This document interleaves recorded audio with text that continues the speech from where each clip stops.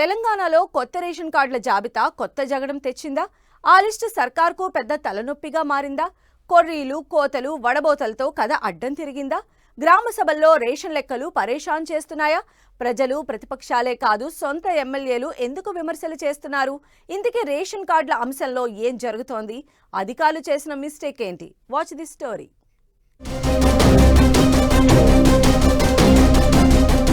కొత్త రేషన్ కార్డులతో కొత్త జగడం. బీఆర్ఎస్ క్యాడర్కే కొత్త రేషన్ కార్డులు. పరేషాన్ అవుతున్న కాంగ్రెస్ క్యాడర్. తెలంగాణ ప్రత్యేక రాష్ట్రం ఏర్పడిన నాటి నుంచి కొత్త రేషన్ కార్డుల ముచ్చటే లేదు. 10 ఏళ్ల తరువాత పేదల సుదీర్ఘ నిరీక్షణ ఇప్పుడు ఫలించబోతోంది. కాంగ్రెస్ సర్కార్ కొత్త రేషన్ కార్డుల జారీకి సిద్ధమైంది. జనవరి 26 నుంచి జారీ ప్రక్రియ ప్రారంభిస్తామని స్వయంగా సీఎం రేవంత్ రెడ్డి ప్రకటించారు.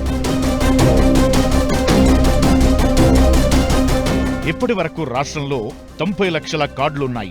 తాజాగా మరో 40 లక్షల వరకు రేషన్ కార్డుల దరఖాస్తులొచ్చాయి.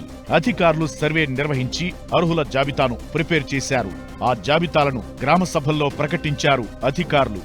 ఇక లిస్టు చూసిన జనాలే కాదు, కాంగ్రెస్ క్యాడర్ కూడా కంగుతుందట. కొత్త రేషన్ కార్డుల జాబితాలో మొత్తం బీఆర్ఎస్ సానుభూతి పరుల పేర్లే కనిపిస్తున్నాయని కాంగ్రెస్ కార్యకర్తలు గగ్గోలు పెడుతున్నారు. కొత్త రేషన్ కార్డుల జాబితాపై కాంగ్రెస్ కార్యకర్తలే అభ్యంతరాలు వ్యక్తం చేస్తున్నారు. నిజానికి కొత్త రేషన్ కార్డుల విషయంలో అధికారులు ఎక్కడా పూర్తి స్థాయిలో ఫీల్డ్ సర్వే చేయలేదు. బీఆర్ఎస్ హయాంలో మీ సేవా కేంద్రాల్లో వచ్చిన దరఖాస్తులు గతంలో ఎంపిక చేసిన లిస్ట్నే ముందు పెట్టుకుని ఓకే చేశారట. దీంతో కొత్త రేషన్ కార్డుల జాబితాను తెరిస్తే అన్ని బీఆర్ఎస్ కార్యకర్తల పేర్లే కనిపిస్తున్నాయట. దీంతో కాంగ్రెస్ క్యాడర్ అగ్గి మీద గుగ్గిలమవుతోంది. ఆ జాబితాను పట్టుకుని వెంటనే స్థానిక ఎమ్మెల్యేలకు ఫోన్ కొట్టి తమ ఆవేదన వెళ్లగక్కారని టాక్ వినిపిస్తోంది. అంతటితో ఆగకుండా గ్రామ సభ వేదికలపై కూడా కాంగ్రెస్ క్యాడర్ ఫైర్ అవుతున్నారట.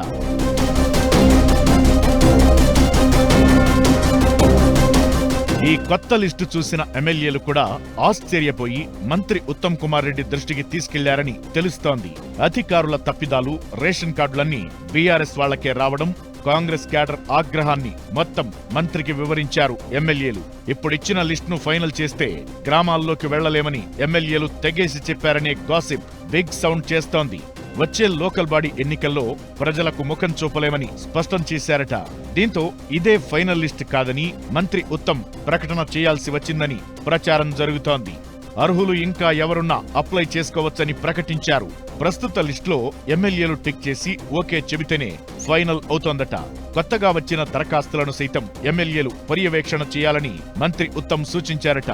రేషన్ కార్డుల ప్రక్రియ నిరంతరం జరుగుతుంది కాబట్టి ఆందోళన చెందాల్సిన పనిలేదని ప్రస్తుతం వచ్చిన లిస్టులో ఎమ్మెల్యేల విచక్షణకు వదిలేస్తున్నట్టు చెప్పారట.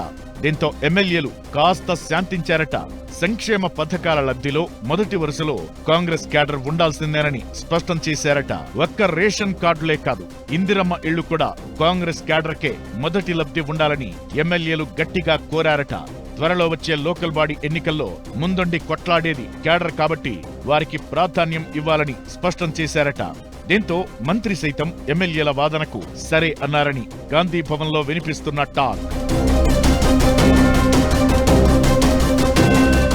మొత్తం మీద రేషన్ కార్డుల పంచాయతీ ప్రభుత్వానికి కొత్త టాస్క్ గా మారింది.